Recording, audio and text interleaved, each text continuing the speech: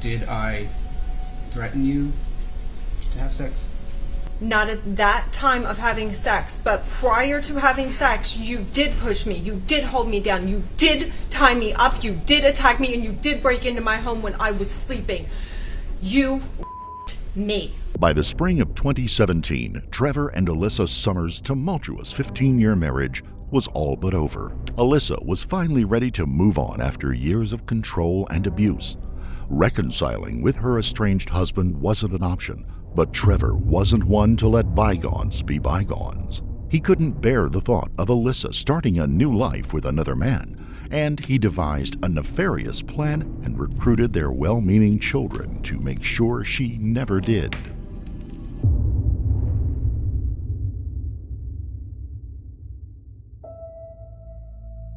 Before we begin, we would like to express our sincere condolences to the victim in this case, Alisa Summers.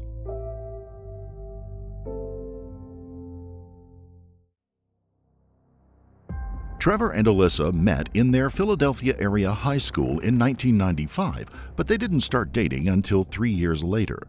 Trevor was charming and attentive, and Alisa liked that he almost always put her happiness and well-being ahead of his own. They had a lot in common, and they both dreamed of having a big family one day. Unsurprisingly, their relationship got serious almost immediately. They got married in 2001. Alisa wanted to wait a while before having their first child, but Trevor convinced her to get started right away. Their first daughter, Arden, was born shortly thereafter. She was followed by Layden, Bryn, Grady, and Cooper. To Alisa, nothing was more important than staying home to raise her children. But that meant Trevor was the sole provider. He saw himself as an entrepreneur and never wanted to work at a dead-end 9-to-5 job just to make ends meet. Trevor's first business was a landscape design company. He occasionally bought and flipped houses on the side. He worked hard to support his family, but often gave up on his businesses before they had time to get off the ground. As a result, he never really had a steady income.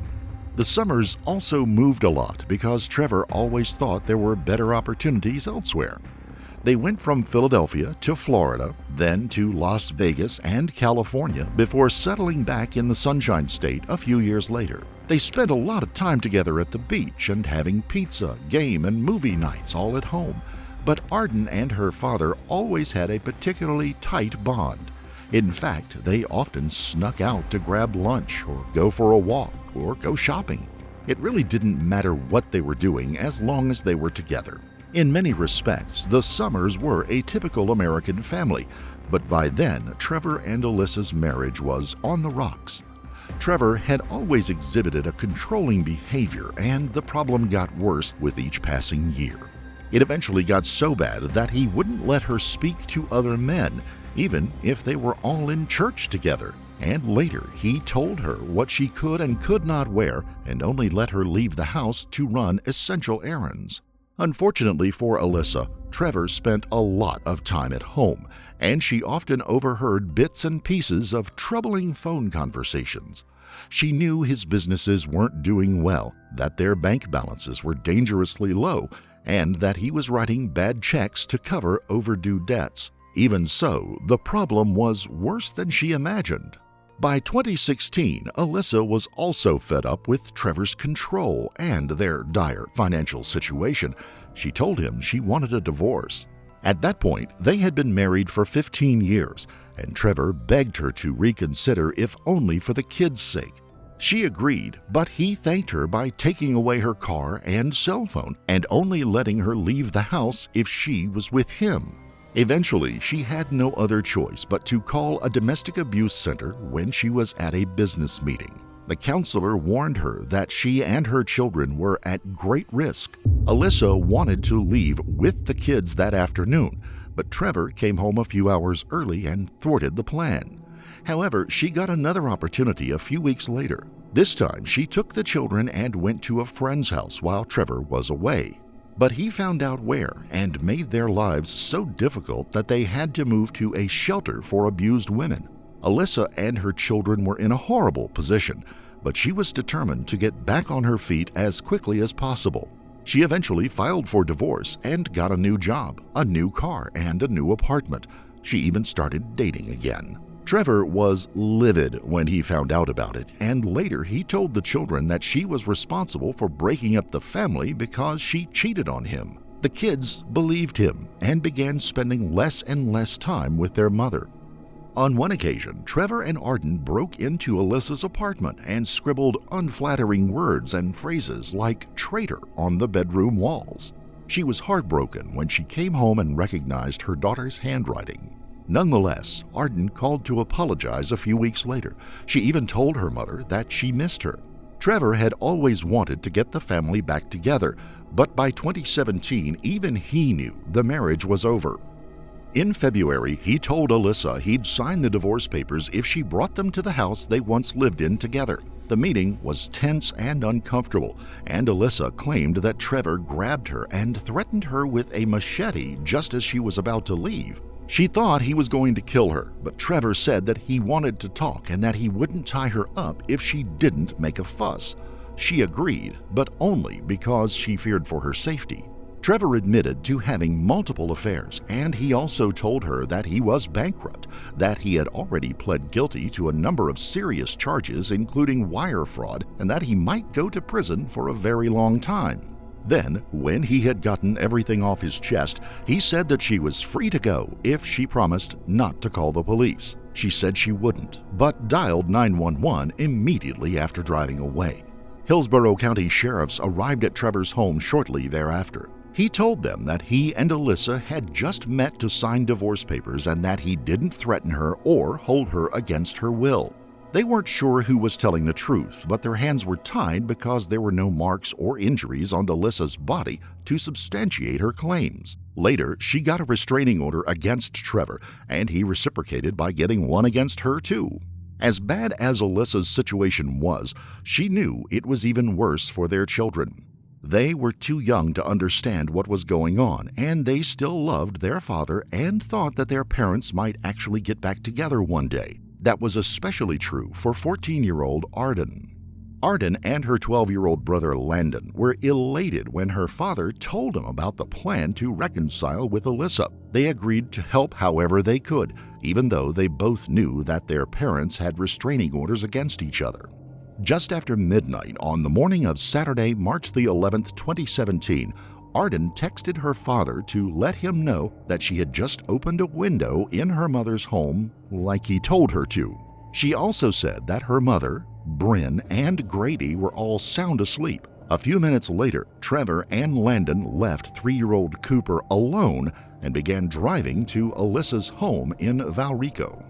Less than an hour later, Trevor sent Arden a text letting her know that they were parked just down the street so she could join them. Trevor told Arden and Landon that he just needed to spend some quality time with Alisa to convince her to give him another shot. Then he said goodbye and walked into the darkness. Then, at around 3 a.m., he climbed through the open window in his estranged wife's bedroom. Alisa was awakened by an unnerving thump a few seconds later and immediately sensed that someone was in the room with her and her sleeping children. Then, to her horror, she felt cold water dripping on her face. Alisa screamed and asked the intruder who he was and what he wanted. Then, in his distinct voice, her estranged husband Trevor said, "It's just me." Considering their past, this was the worst thing that she could possibly hear. Alisa rolled over and began throwing items from the night table at him, but he grabbed her ankles and yanked her onto the floor. In the commotion, Bryn and Grady jumped up and begged their father not to kill their mother before running out of the room in sheer terror. Moments later, Trevor dragged Alisa into the family room and told Bryn and Grady to go back to her bedroom and close the door behind them. When they were gone, he stuffed a sock in her mouth and tied her up with scarves and electric cords. Alisa was sure that Trevor would eventually kill her, but she thought Arden was still in the house and that she'd call 911 when she figured out what was going on. But unbeknownst to her, Arden and Landon were sitting in Trevor's van down the street, oblivious to the emergency that was unfolding inside her home. The next few hours were nothing short of terrifying. Trevor oscillated unpredictably between jealousy, rage, remorse, and reconciliation. Then, at about 5 a.m., he texted Arden to tell her to come and get Bryn and Grady. Arden didn't even look at her mother on the floor when she walked in the home, and at that moment, Alisa knew that her beloved daughter was in on it and that nobody was going to call 911. Arden was only 14 years old and had driven her father's van once in a parking lot. But even so, Trevor ordered her to drive Bryn and Grady and Landon back to his house, which was about 30 minutes away.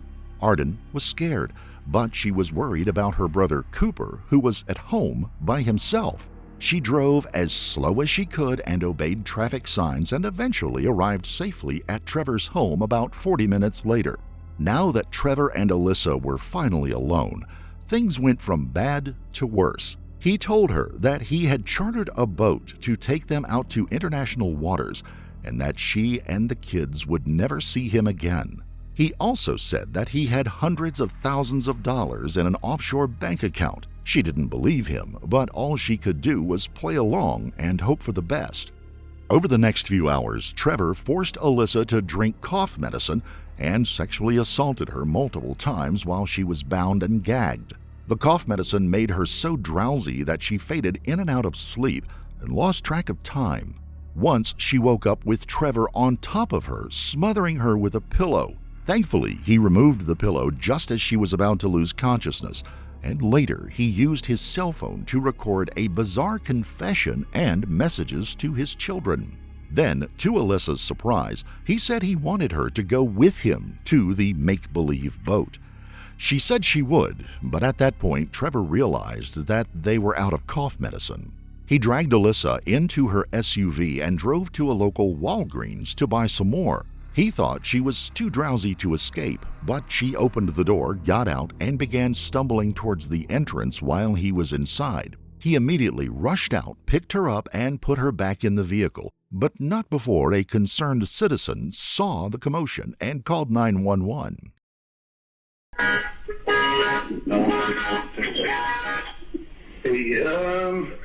Near the Walgreens and Fish Hawk, and some chick just ran out of the dude's car. Looked like her hands were tied. She ran out of the car, she couldn't help me. He just grabbed her and put her back in the car. What's the address? It's Walgreens and Fish Hawk. I don't know the address. What kind of vehicle are they in? It's a blue SUV. Looks like an Enclave. Can't be sure though. Is it tied?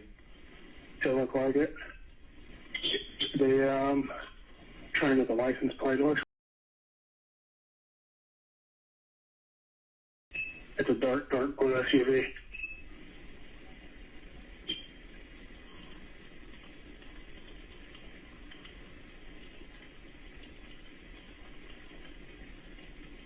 Guy's bald, black shirt, jeans.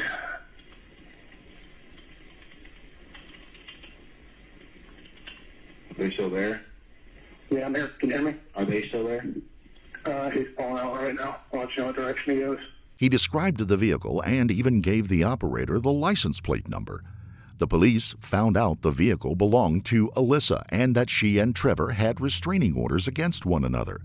But unfortunately, they were long gone by the time police officers arrived at the Walgreens. Trevor drove through the rural parts of Hillsborough and Manatee counties for what seemed like an eternity, and he was furious that Alisa had tried to escape. Eventually, he parked in a remote area, pulled out a razor knife, and slit one of her wrists. Luckily, the cut wasn't deep enough to kill her. Trevor continued driving, but he eventually got so exhausted that he stopped in a secluded area just to close his eyes for a few minutes. Then he wrote a number of chilling letters to his children. One said that he and Alisa should never have considered getting a divorce and they'd watch over them from heaven when they were gone. Trevor assaulted Alisa 2 more times that day, but she was determined to get through the ordeal so that she could be with her beloved children again. They had been on the run for more than 48 hours when they pulled into a resort in Ruskin, Florida on the morning of Monday, March the 13th. Trevor parked behind a dumpster and climbed into the back seat with Alisa and lowered a noose over her head. As the pressure increased, Alisa finally thought that her time had come.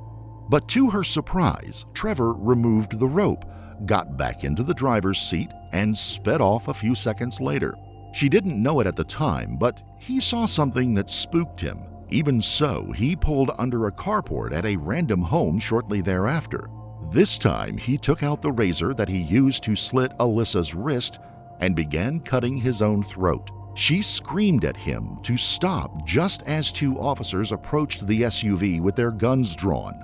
Later, Alisa described the experience as being pulled from hell. She and Trevor were both taken to local hospitals for treatment. Alisa was wounded, exhausted, dehydrated, and in shock, but most of all, she was worried sick about her children.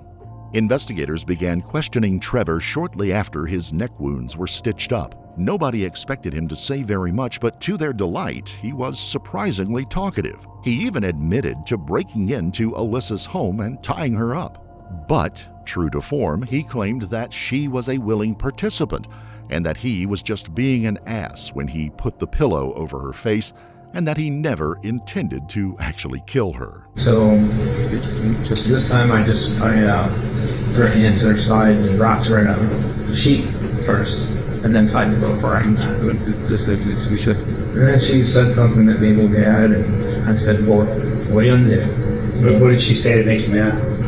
There's something about she's got to press charges against my parents, and my oldest daughter is going to go to jail for letting me in. And her son's going to go to boarding school or something. Since it's not their fault, but then they had nothing to do with this. You know, I convinced them there's nothing. They're not part of this. Our son's had a problem with her since she left in October, because when she left him at one. So he's had an issue with her since then, and he's spent most of his time with me during the separation. So you're at the house, you're getting ready to leave, tie her up, wrap her in a sheet? Wrapped her in a sheet, tied those ropes around her again, and then tied those to the bed. Then she started mouthing all about this, that, the other. I said, you know, I can end this right now, and just grabbed the pillow and put her up her face. I just listened to her, and I couldn't do that. When you said you could end this right now and grab the pillow, what were you going to do? I was just being an ass and pretending like I would suffocate her. So you put the pillow over her face, or? Yeah, I put the pillow over her face. How hard did you press down? I just held it with my hands. And then, Is she tied up at this point? yeah, she's tied up. And I took it off and I said, "No, can you just relax? Can you calm down?" Trevor and Alisa both made remarkable recoveries, but while she was laser-focused on rebuilding her relationships with her children, he was charged with nearly a dozen crimes, including child neglect, kidnapping, sexual battery, grand theft auto, violating a restraining order, and attempted murder. However, his day in court was delayed by nearly 5 years thanks to the COVID pandemic and pretrial legal wrangling. By then, he and Alisa were officially divorced, and she had already remarried and moved away with her children and her new husband. When the trial began in August of 2022, Trevor had already gone through a half a dozen attorneys before settling on local attorney Anthony Marchese. During opening statements, Mr. Marchese told the jury that they would have to decide whose story was more believable, which, if any, laws were broken, and if the facts and theories presented matched up with those allegations. The story that Ms. Johnson gave you is a story. It is the state's theory of what happened. A lot of it is true. A lot of it is also verified by Mr. Summers when he makes his statements. But we also have to follow the law. Look at the charges that are against him and see if the facts that you hear from that witness stand match up with the law as you're going to get instructed from the court. He's charged with attempted murder.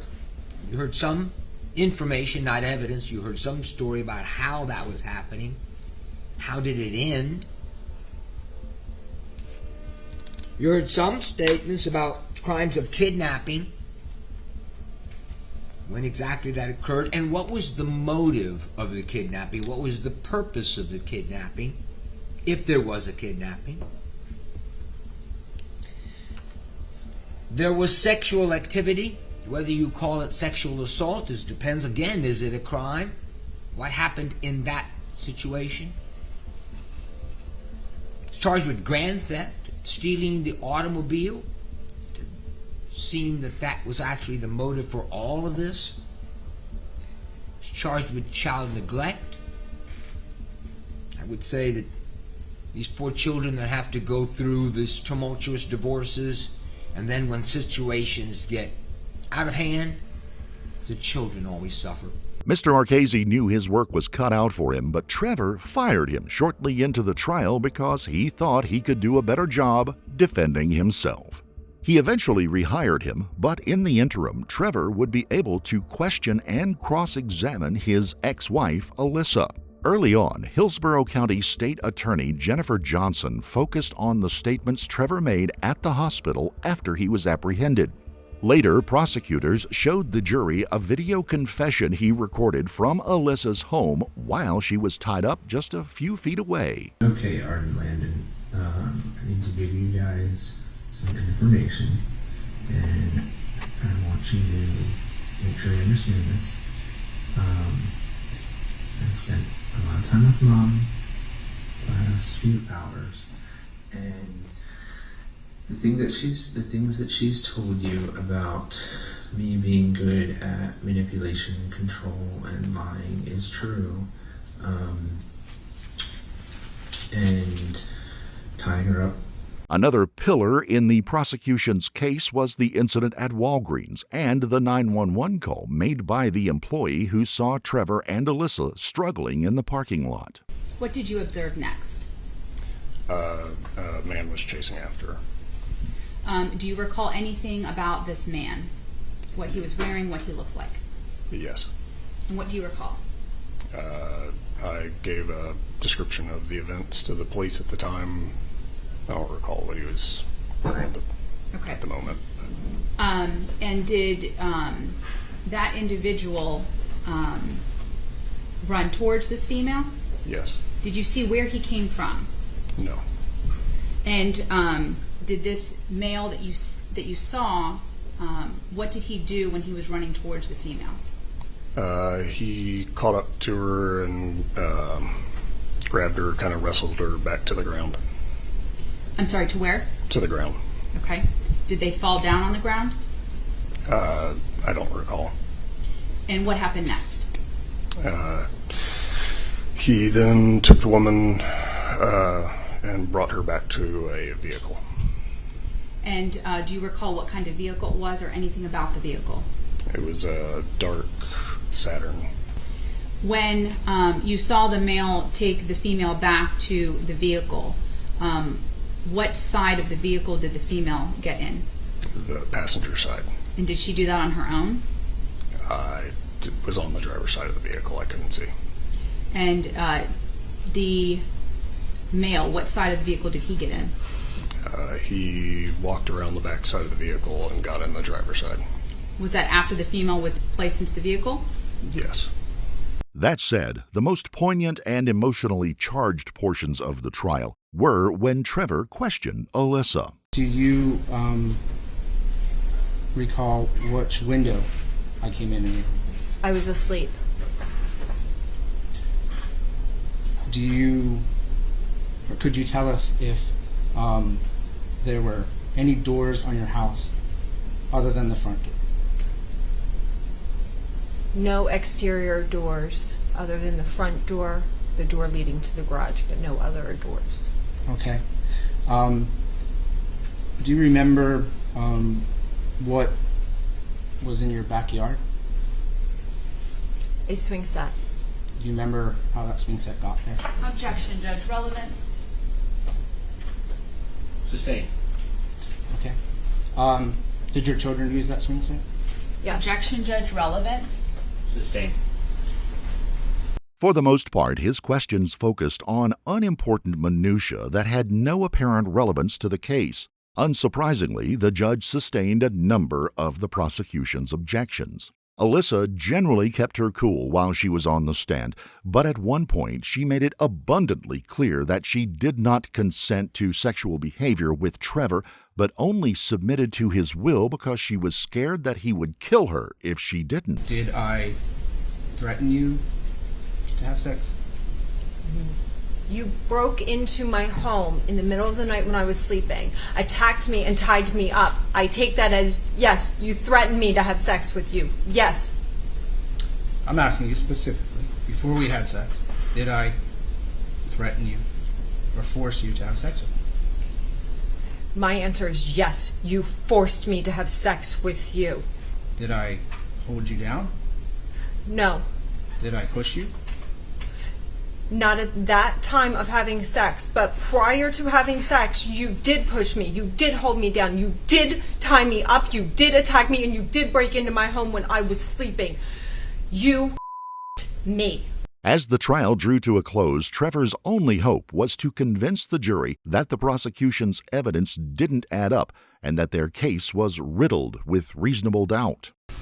And I'd like to start with just helping you understand from the details that we're given and consider that the condition of both myself and Mrs. Mathewson were not adequate enough to truly paint a picture that you could understand. If you recall, we spent a lot of time that weekend just talking, just trying to figure things out, wrestling around, fighting about a variety of issues. Some of them you heard about, some of them you haven't. But you do remember that we didn't sleep very much. Our emotions were all over the place. Our stress was high. You've heard these things through her testimony and through statements of others in this case. And so I ask you to please keep that in mind as you look through, as I walk you through the facts that were presented, that there were no signs of a struggle, that there was not broken glass or dents in walls, there's not scratches on countertops or blood splatter. This was not a scene that depicted some kind of crime or some kind of anything more than what she described as wrestling around. And I also ask you to look and see that the things aren't thrown about as she described. Things are where they're supposed to be. You can see that we packed, we left, and we had a plan to go to my house. Her accusation is that she was tied to go to my house. But I ask you, does it make sense to go meet children with a woman tied up? I ask you to please consider all of these factors and see that what I am trying to show you is that this was a very abnormal series of events, and it requires a lot more information for you to draw a conclusion that would say that I absolutely am guilty of these crimes. But when it came time to presenting closing arguments, prosecutor Jennifer Johnson methodically picked apart Trevor's version of events. He said that she was not tied when he went to Walgreens. Why would he take his estranged wife to go see the children for one last time tied up? The problem with him making that argument is that in his recorded post-Miranda interview, he says that he tied her up. So he's arguing moments ago that he didn't tie her up to go to Walgreens, yet in his post-Miranda admission, he told the law enforcement officers he tied her up. Then, after more than a month in the courtroom, the jury retired to decide if Trevor was guilty of attempted murder, sexual assault, and a host of other charges, or if the whole ordeal was an honest attempt at reconciliation gone horribly wrong. They ultimately returned in early October after a few tense days and found him guilty of each of the offenses with which he had been charged. At that point, it was up to Circuit Judge Christopher Sabella to decide his punishment. But first, a number of Alisa's family members were allowed to read pre-prepared victim impact statements. Her mother, Donna, described Trevor as a charismatic but narcissistic liar who spent his life chasing get-rich-quick schemes, deflecting blame for his actions onto others, and controlling nearly every aspect of her daughter's life. 3 of the Summers children also spoke.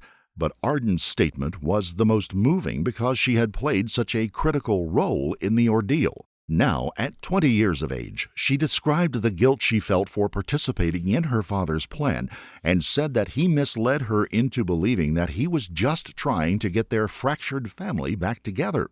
Arden also said she developed severe trust issues, but that she emerged from the incident stronger and wiser than ever. I was 14 when he ultimately betrayed me. The man I thought could do no wrong and that I looked up to had broken something that will never be fixed or forgotten.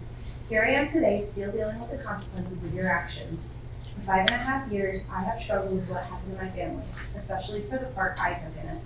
On the night of March 11, 2017, I let you into my mom's house through a bedroom window. I will forever live with the guilt of what you did, even though I know that I could not have known what was going to happen. I trusted you in what you said. You told me you needed to speak to her and that it wouldn't be long. But little did I know I would be assisting in putting my mom through hours, even days, of hell. An anger towards myself had built up inside. How could I not see how strange it was to let you in the window? Why didn't I question it? Even during that time when I waited down the street in your car, I thought it was odd how long it took you to wake my mom up. I have the burning question of why couldn't I do more? But now I realize the answer to that question, because I was a child who trusted her parents, and a child who trusted her father. The guilt has affected me for 5 years, eating away at my soul. Therapy and medication was not enough to tame the burning flame inside me. I was led to destructive behaviors, none of which I am proud of. The physical pain I inflicted upon myself was nothing compared to the pain of the guilt I felt and the weight I carried on my young shoulders. While no one else blamed me for what happened, I did. I fought against my own demons for over 5 years, all because of the actions of one man. I am 20 now, and while I have grown and overcome most of my demons, I still crave the closure I've been waiting for. The closure that 14-year-old needs. Sorry. I stand here today and share my story, one that I have been waiting to tell for all too long, one that has burned into the heart of my 14-year-old self. I was a child when I let you into my mom's house. I was a child when you told me to make an almost 30-minute drive with 3 other children in the car to your house. I was a child when you broke all my trust, my hopes, and my dreams. Shortly after Arden made her statement, her mother, Alisa, made her way to the podium. I suffered horrific pain during a 55-hour ordeal when I was tortured by you, Trevor Summers. Even though I may not act like most victims, your crimes that weekend changed me. I am not the same woman as I was in March 2017. I was weak. I would fall apart. I couldn't sleep.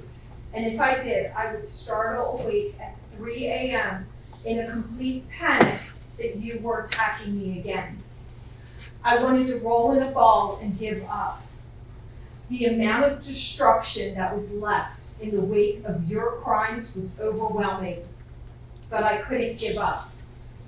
I had 5 traumatized children that needed me to be the strong one. Let me start there. My eldest children had severe parental alienation caused by you. It took years of hard work and dedication to rebuild those relationships. Oh, how I cried at the pain that you caused them, the guilt in Arden, the hatred and anger in Landon. But I am happy to report that my love for them overcame your evil intent. All 5 children have love and stability being raised by me and a real man who protects his family from monsters like you. In 2017, I was triggered by bald men in black t-shirts, and men in general. But now I was able to sit in front of an all-male jury, knowing that real men would never tolerate you. To my friends, supporters, and survivor sisters everywhere, thank you for inspiring me to be the best version of myself. May I go on and help others with strength and hope of healing. My parents, my brother, and the rest of my family, words can never express my thanks and love for you all. You carried me when I couldn't stand. You gave me strength and provided the tools for me to carry on. I still hear Poppy whisper, "I love you, sweetheart." Trevor was also allowed to read a statement before sentencing, but he offered little more than an unconvincing apology to his wife and children. Then, after the prosecution and defense presented their sentencing requests, Judge Sabella described Trevor as a monster and sentenced him to 3 life sentences with more than 220 additional years tacked on at the end. Mr. Summers, I cannot and will not hold against you your decision to represent yourself. However, I do believe that the timing of your decision was born of pure evil, which is not surprising given that the circumstances of this case, the testimony and evidence that I heard, clearly make you a monster in every stretch of the imagination. I only hope that the sentence that I give today gives some sense of peace in knowing that Mr. Trevor Summers will spend the rest of his life in Florida State Prison. As to counts 1, 2, and 3, I sentence him to life in prison to run concurrent with each other. As to counts 4, 5, 6, 7, 8, 9, and 10, I sentence him to 32.1125 years on each and every one of those counts to run consecutively. If you found this story compelling, don't forget to like the video, comment down below your take on it, and please subscribe to the channel. Also hit the notification bell in order to stay up to date each time we reveal a new shocking case. Until next time, stay safe and keep your eyes peeled. You never know what's lurking in the shadows.